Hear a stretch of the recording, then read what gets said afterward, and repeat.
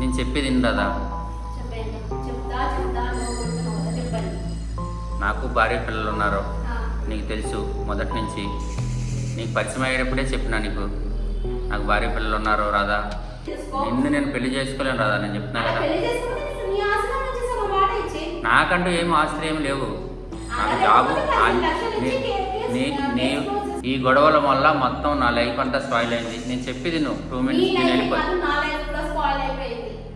ఇప్పుడు మన ఇద్దరికి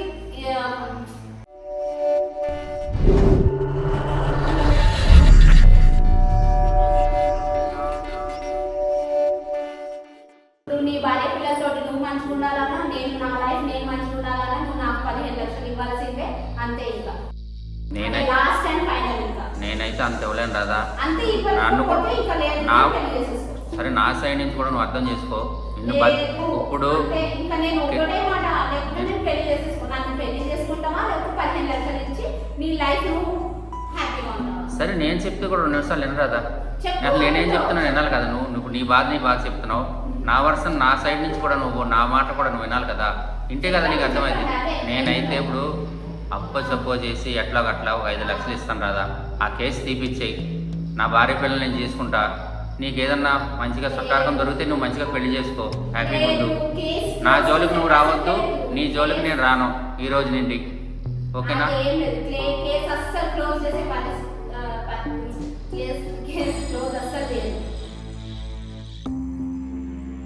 15 లక్షలు నేను ఇవ్వలేను రాదా. నా పరిస్థితి అర్థం చేసుకో. నీ వల్ల నా జాబ్ కూడా పోయింది. ఎట్లా చేసుకుంటాను, వద్దన్నా చేసుకుని నేను ఏం చేయాలి?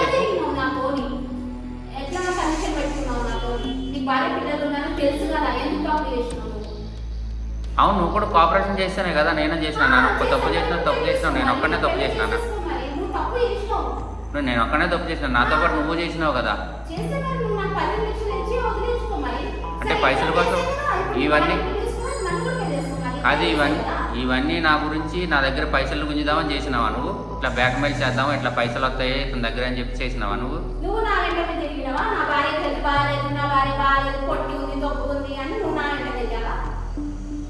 అట్లా తిరిగితే ఇప్పుడు నేను పెళ్లి చేసుకోవాలా నేను? అట్లా ఎట్లా చేసుకుంటారు పెళ్లి?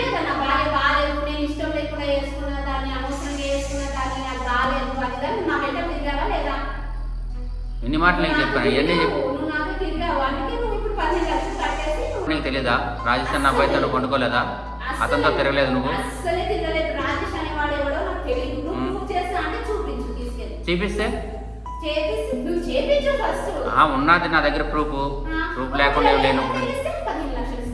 ఇస్తా చూపిస్తా.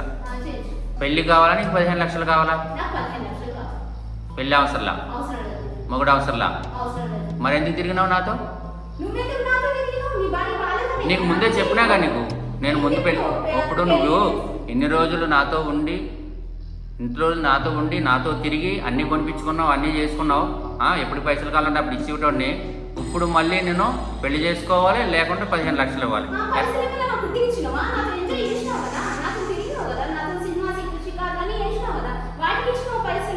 అవును, మరి అంత అడుగుతారు నాన్న. అవును, నేనేమన్నా నేను జాబ్ చేసేటోడినా, లేకపోతే నాకు ఏమన్నా కోట్లు వెనకాల ఆస్తులన్నీ ఉన్నాయా?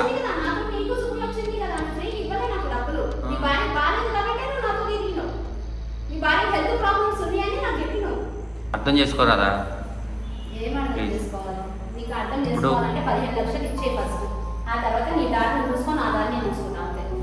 అట్లా కాదు రాదా. అర్థం చేసుకొని నీ కాల్ పెట్టుకుంటా, ఏమనుకోవద్దు. నేను బతులాడుకుంటున్నా. తప్పు ఒప్పో జరిగింది, చేసాము ఇద్దరము. నాకు 15 లక్షలు ఇస్తేనే నీ దారి నువ్వు, నా దారి నేను. అప్పటి వరకు ఒప్పుకునేది లేదు అసలు, ఎవరితో తెలియదు, జస్ట్ ఫ్రెండ్స్ అంతే. వాడి దగ్గర కూడా ఎట్లాగా పైసలు గుంజిన 5 లక్షలు 10 లక్షలు ఇవన్నీ. నేను నీ ఒక్కడితో తప్ప ఇంకెవరితో చేయలేదు, ఏం చేయలేదు. అతను తెలియదా నీకు? అసలు తెలీదు, అసలు తెలుసు, కాకపోతే నా ఫ్రెండ్ అతను. ఇప్పుడు నన్ను పెళ్లి చేసుకోవాలనుకుంటున్నావా, లేకపోతే నీకు పైసలు కావాలనుకుంటున్నావా? నాకు నీతో పెళ్లి అవసరం లేదు, నాకు డబ్బులు కావాలి. మరి ఇప్పుడు దాకా పెళ్ళి అన్నావు కదా. మరి సరే, పెళ్లి చేసుకుంటే పెళ్లి చేసుకో. మరి సరే, పెళ్లి చేసుకుంటే పెళ్లి చేసుకో, లేకపోతే డబ్బులన్నా డబ్బులు. నేను పెళ్లి చేసుకున్నాను కదా. మరి నువ్వు ఎట్లా చేసుకుంటా? నాకు 2 పిల్లలు ఉన్నారు, భార్య ఉన్నది. మరి నాతో ఎలా తిరిగావు? భార్య ఉన్నప్పుడు, ఇద్దరు పిల్లలు ఉన్నప్పుడు నాతో ఎలా అని మొదట చెప్పినా కానీ నీకు నేను నీ దగ్గర ఏం దాయలేదు కదా. నీ లేకపోతే భార్యను చూసుకున్నట్టు నన్ను చూసుకో. నీ లెక్క నేను దాయలేదు కదా. గురించి అడిగితే భార్యకి ఎంత ఇస్తావో నాకు అంతే. గురించి అడిగితే నాకు తెలవదాడు ఎవడ అంటున్నావు. ఫస్ట్ పేరు చెప్తేనేమో నాకు తెలుసు ఫస్ట్ బాయ్ ఫ్రెండ్ అన్నావు. అన్ని అబద్ధాలు, అన్ని నువ్వు అబద్ధాలు ఆడుతున్నావు, అన్ని తప్పులు చేస్తున్నావు. మళ్ళీ పైసల కోసం నాటకాలు ఆడి ఇట్లా బ్యాక్ మెయిల్ చేసి ఎవరి జీవితాలు పోకూడదు తెలీదా నీకు అసలు?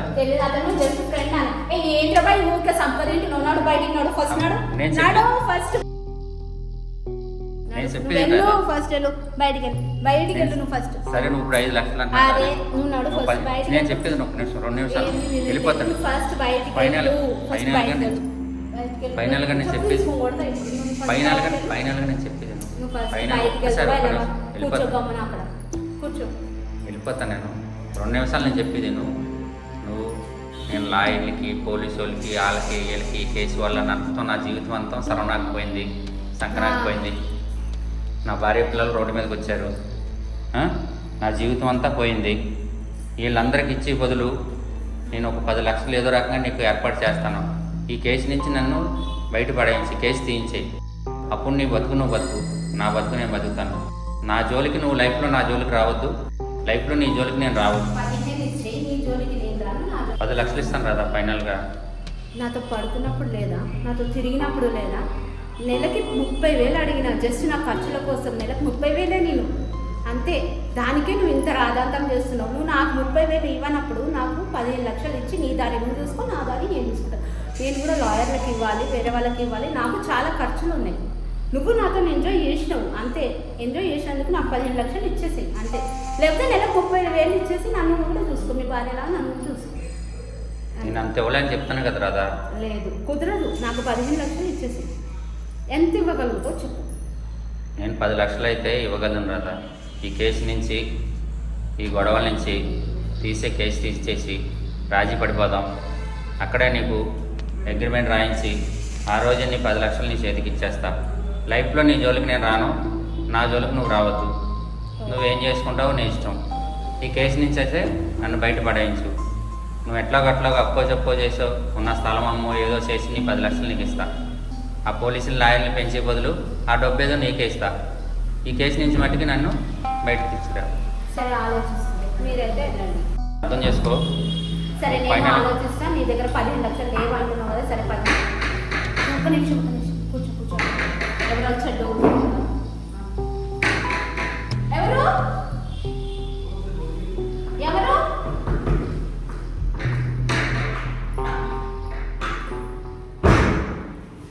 ఎవరు?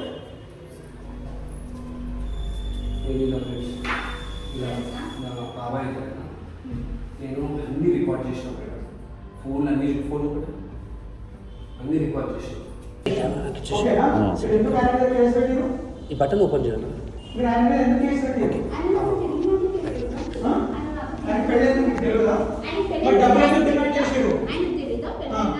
పెళ్ళైందని తెలిసి నాతో తెలియదు, అందుకే డబ్బులు డిమాండ్ చేశాను. నాతో ఎంజాయ్ చేసింది కాబట్టి డబ్బులు డిమాండ్ చేశాను. ఈ వీడియో మీకు ఫోన్లో పెట్టుకోవచ్చు.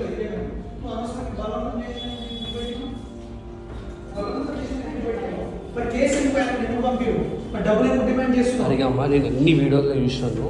మీరే తప్పు ఇప్పుడు కానీ మీరు కానీ కేసు వాపస్ తీసుకోలేక మా లాయర్కి వీడియో మొత్తం చూపెడతాం మేడం. ఇలా మీరు ఏమేమి మాట్లాడుకుంటున్నారు. అతను నాతో ఎంజాయ్ చేసింది కదా, మరి దానికి నువ్వేమని చెప్పినావు? ఎవరు? మా ఫ్రెండ్. అతను నీ ఫ్రెండ్ మహేష్ ఎవరు? అతను మా రిలేటివ్స్. మీ రిలేటివ్స్. ఇంతకు ముందు దీంట్లో వీడియోలో ఏమని చెప్పి నాకు తెలియదు అని చెప్పేసి అంటే మీరు అందరినీ బ్లాక్మెయిల్ చేసి ఇట్లా చేస్తున్నారు. ఫస్ట్ థింగ్ అది. సెకండ్ థింగ్ ఏంటంటే ఇప్పుడు మా వాడు పైసలు ఇవ్వడానికి రెడీ ఉన్నాం. మా సార్ మాకు పైసలు ఇవ్వడానికి రెడీ ఉన్నాం. ఒకటి మీరు కాంప్రమైజ్ అవుతారా? ఇది వెళ్ళి కోర్టులో చూపించాలా? మీరు ఎంత డిమాండ్ చేస్తా? 10 లక్షలు ఇస్తా అని చెప్పేసి అంటుంది. 10 లక్షలు కాదు, 5 లక్షలకి ఫిక్స్ చేసుకోండి. కాదు, ఇప్పుడు మీరు కాంప్రమైజ్ అవుతారా? లేకపోతే ఇది వెళ్ళి మేము కోర్టులో చూపిస్తే మళ్ళీ మీకే ఇబ్బంది. ఎందుకు ఇబ్బంది అంటే చూడండి, మేము ఈచ్ అండ్ ఎవ్రీథింగ్ క్లియర్గా చెప్తున్నాం. మీరు కూడా ఒక అమ్మాయి కాబట్టి మేము మంచి కోసం చెప్తున్నాము. మీరు కాంప్రమైజ్ అవుతారా లేకపోతే కేసు పెట్టుకోవాలా? మళ్ళీ మీరు ఏమేమి చేస్తున్నారో, మీరు ఏమేమి మాటలు మొత్తం రికార్డింగ్ ఉంది, ఇది కూడా రికార్డింగ్ అయింది. మర్యాదగా మీరు కాంప్రమైజ్ అవుతారా లేకపోతే ఈ ప్రూఫ్ తీసుకెళ్ళి మళ్ళీ మేము లొల్లి పెట్టుకుంటా అంటే లొల్లి పెట్టుకుని నేను కూడా కింద లొల్లి పెడతాను. ఇప్పటికే మా ఓనర్ అడిగింది, మీ ఓనర్ ఎవరు ఏడిపోతున్నాడు అని చెప్పేసి. సో మీ ఇష్టం, మేము 5 లక్షలు ఇస్తాం, కాంప్రమైజ్ అయిపోయి కేసు కట్ చేసుకోండి మేడం. ఎందుకంటే ఒక మాట, లాయర్కి ఆల్రెడీ ఫస్ట్ కెమెరా తీనా ఫస్ట్ అసలు నువ్వు ఎవరు అసలు ఫస్ట్ కెమెరా పెట్టడానికి ఎవరు అసలు తీసి ఫస్ట్ కెమెరా తీసి బరాబర్ పెడతాం. మీరు ఎవరు అసలు ఫస్ట్ కెమెరా తీసి ఎంత గుంజుకున్నా సరే మా దగ్గర మొత్తం రికార్డింగ్ ఉంది, ఓకేనా? అది ఒక్కటే చేసుకోండి, కాదు. రికార్డింగ్ నుండి ఏం మొత్తం చేసుకోండి సేవ్ ఉంది, చేసుకోండి. ఇదంతా సేవ్ ఉంది మా దగ్గర ఇప్పుడు. చేసుకోండి. అర్థమైందా? చేసుకోండి. మీరు ఫస్ట్ కెమెరా మాకి లోపలికి ఎవరు రానిచ్చారు అసలు ఇలాంటి మీరు లేదు కెమెరా అసలు ఫోన్ మనకి రికార్డింగ్ అయితే దొరికిపోయింది. ఆమె ఏం చేసుకున్నా సరే నేను బ్లాక్మెయిల్ చేస్తాను. నువ్వు కాంప్రమైజ్ అవుతావా లేకపోతే మేము మళ్ళీ కంప్లైంట్ ఇస్తాం. నువ్వు ఇచ్చినావు కదా ఇంతకుముందు, నువ్వు ఏమేమి మాట్లాడినావు మొత్తం దీంట్లో ఉంది. నువ్వు ఏ విధంగా డబ్బులు డిమాండింగ్ కోసం చేసినావా, ఏం చేసినావు మొత్తం దీంట్లో ఉంది. ఇదే ప్రూఫ్ పెట్టి మళ్ళీ మేము కోర్టులో పెడతాం. అప్పుడు నువ్వు నాటకాలు చేస్తావు. నాటోడు పిచ్చి పడిపోగలం అనుకుంటున్నావా? నీకు ఆల్రెడీ వేరేతో వండుకొని వేరే బ్లాక్మెయిల్ చేసి ఈయన పైసలు లేకుండా నువ్వు బ్రేక్ చేసేస్తావు. దేనికమ్మా ఇష్టపడి తిరగలేదు. నువ్వు ఇష్టపడే కదా చేయించుకున్నావు. మరి ముందు నెలకి దేనికి నీకు 30,000 నువ్వు వండు పిలిచినావు. నువ్వు వండు పడుకున్నావు. అంటే పిచ్చి పడుకోవాలి. సరే వాడు కూడా నీతో తిరిగింది కానీ నువ్వు నెలకు 30,000 అన్నావు. నువ్వు వాడు ఎందుకు ఇవ్వాలి? నీకు సుఖం లేదు, అనుకోవడానికి సుఖం. నువ్వు పిలిపించుకున్నావు, నీ ఇంటికి ఎందుకు పిలిపించుకున్నావు? నువ్వు ఆడింటికి వెళ్ళాల్సింది నువ్వు మళ్ళా. నీ చుట్టూ నువ్వు ఆయన గిఫ్టర్కి నువ్వు ఇంటి దాకా వచ్చి పచ్చని తెచ్చుకొని నువ్వు పడుకొని నువ్వు వీడియో పెట్టే అవసరం ఎందుకు వచ్చింది? నాకు మొత్తం చూపించిండు వీడియో, నాకు మొత్తం చూపించిండు. నా భార్య పిల్లలు రోడ్డు మీద తీసుకొచ్చింది, నాకు జాబ్ కూడా పోయింది. ఇప్పుడు మొత్తం బ్యాక్ మీద జీవితం అంతా నాకు చేసింది అన్న. అంతకుముందు ఇప్పుడు నువ్వు ఏమంటున్నావు? కాంప్రమైజ్ కావాలంటున్నావు కదా. ఒక మాట, గోపాల్ అన్న వీడియో మన దగ్గర ఉంది అని మాట్లాడింది. ఆమె అడిగింది కదా 15 లక్షలు ఇస్తాను చెప్పేసి. ఫస్ట్ పెళ్ళి అన్నదే, పెళ్లి చేసుకుని అన్నదే, తర్వాత 15 లక్షలు ఇస్తే పెళ్లి అవసరం లేదు. దీంట్లో మొత్తం రికార్డింగ్ ఉంది. అర్థమైనా? నువ్వు ఏం చేసుకుంటావు చేసుకో, మాకు కూడా తెలుసు మేము ఏం చేయాలంటే చేసుకుంటాం. అర్థమైనా? నువ్వు కాంప్రమైజ్ అయినావు అంటే మేము 5 లక్షలు ఇచ్చేసి ఇక్కడ నుంచి వెళ్ళిపోతాం. లేకపోతే ఇప్పుడు కింద మొత్తం వెళ్ళి పెడతాం. పిచ్చి పాడుకోగలం అనుకుంటున్నామా? అది దెంగనికి ఒకడు దొరికిండు, వాడిని బ్లాక్మెయిల్ చేద్దాం అనుకుంటున్నావు. అసలు ఏమనుకుంటున్నావు? ఇజ్జత్ తీసి పడితే కదా బయట నీకు అర్థమవుతుందా? ఏమన్నా అర్థాలు తింటున్నాడు? ఏమాపుడు పోవాలా బయటికి? ఇజ్జత్ తీయాలా? కేసు ఏం మజాకైతే మీకు? పోవాలా బయటికి పోవాలా? ఏం కాంప్రమైజ్? మేము కాంప్రమైజ్ ఇప్పుడు మేము మేము ₹1 కూడా ఇవ్వం. కేసు రిటర్న్ చేసుకోవాలి. అంటే నువ్వు ఇష్టపడి ఈయనతో పడుకొని ఈ 2 పైసలు ఏంటి? అంటే నీ బిజినెస్ అనుకుంటున్నావా? ఎవరో పెళ్ళైనా అని పట్టుకొని అంతో వండుకొని బ్లాక్మెయిల్ చేసి నీ బిజినెస్ అనుకుంటున్నావా? ఏం గుంజి పచ్చక పెడతా ఫాల్తుదా అని అమ్మ నోట్ల నుంచి కలిసి వాళ్ళు తీసుకుంటున్నావు చిన్నదానా? ఏమి నువ్వు కాంప్రమైజ్ అవుతున్నావా లేకపోతే పోయి వీడియో పెట్టమంటావా? మొత్తం సోషల్ మీడియాలో పెట్టి పడితే ఇంకా నేను చెప్తున్నా, సంగతి నీకు తెలియదు. సోషల్ మీడియాలో మొత్తం పెట్టి పడితే ఇంకా నేను చూస్తున్నాం. అప్పటిసరి లింక్ మేము కార్లో కూర్చొని చూస్తూ ఉన్నాము. నువ్వు మాట్లాడి డిమాండింగ్ మాట్లాడలేదు, భయపడుతున్నావు ఎవరన్నా వస్తున్నా అని చెప్పేసి పెట్టమంటావా? ఓ బ్రదర్ నీకు ప్రూఫ్ ఉంది, నువ్వు మీ లాయర్కి చూపెట్టుకో. సరే అన్న. నువ్వు కాంప్రమైజ్ కాదు. నాడు ఏందమ్మా? ఏంది అయిపోయింది అన్న? ఇప్పుడు ఏమొద్దు, నడు గోపాల్ కాంప్రమైజ్ అయిపోయింది. నువ్వు కాంప్రమైజ్ అవుతున్నావు లేదు? ఇప్పుడు ఎంత తీసుకుంటావు? 5 లక్షలు. నువ్వు రెడీ ఉన్నావా? మళ్ళీ కేసు రిటర్న్ ఇప్పుడు ఇయ్యారు, రిటర్న్ తీసుకున్న తర్వాతనే ఇస్తారు. లేకపోతే నువ్వు రిటర్న్ తీసుకోకపోతే వీడియో ఉంది మా దగ్గర. అదే అర్థమవుతుంది అమ్మ. ఒకవేళ నువ్వు ఆడదానివి కాబట్టి మేము నిన్ను ఏమంటలేము. అర్థమైంది? నువ్వు చేసింది తప్పు, నువ్వు చేసింది కూడా తప్పే. నువ్వేం సొక్కంపూస పని చేయలేవు, నువ్వు చేసింది తప్పే, కానీ నీది కూడా తప్పే ఉంది దీంట్లో. అర్థమైందా? అందరు అబ్బాయిలను మోసం చేసుకుంటే ఇష్టం పెట్టించుకొని దెంగించుకొని ఇప్పుడు నువ్వు కేసు పెడతాంటే ఇది కొత్త ఫ్యాషన్ అయిపోతుంది మీకు. కేసు ఎవరు కూడా చేసిండ ఇలా ఫస్ట్ బాయ్ ఫ్రెండ్ అంటే ఎవరైనా నడు ఇప్పుడు ఎట్లా అమ్మాయిగో నువ్వు కాంప్రమైజ్ కావాలి, మీరు మీడియా కాదు, నువ్వు ఏడిపోయినా వస్తాం మేము మళ్ళీ అర్థమైందా? నువ్వు కాంప్రమైజ్ అయితేనే వీడియో ఉంటుంది, లేదు అంటే మేము పబ్లిష్ చేసేస్తాం, నీ ఇష్టం. అది అవుతావా కావా? వీడియో పెడుతున్నా చెప్పు, కాంప్రమైజ్ అవుతున్నావా? తప్పు నీది కూడా ఉంది కదా, చెప్తున్నా మేడం మళ్ళీ ఇప్పటికి. ఆయన కూడా తప్పు ఉంది కదా, నీది ఉందా తప్పు? చేస్తావా ఇంకోసారి అట్లా చేస్తావా? నువ్వు కాంప్రమైజ్ అవుతున్నావు కదా, వీడియో ఉంది మా దగ్గర. అన్నా ఎంతో కొంత ఇచ్చేసి పడేసి ఎవరు లేరా, చూసినా చెక్ చేసిన సైట్.